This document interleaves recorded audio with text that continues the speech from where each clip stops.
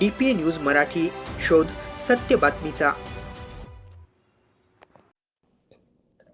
येवला तालुक्यातील नागडे गाव परिसरात गेल्या अनेक दिवसांपासून दहशत निर्माण करणारा बिबट्या अखेर वनविभागाच्या पथकाने जेरबंद केला आहे.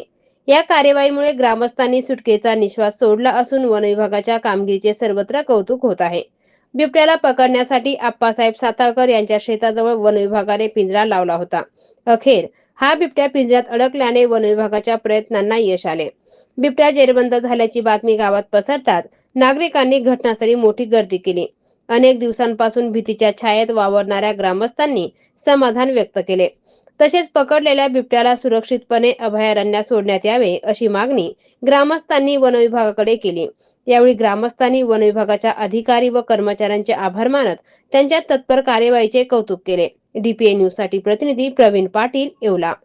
ताज्या घडामोडी व अपडेट जाणून घेण्यासाठी आताच DPA न्यूज चॅनलला सबस्क्राईब करा आणि बेल आयकॉन क्लिक करायला विसरू नका.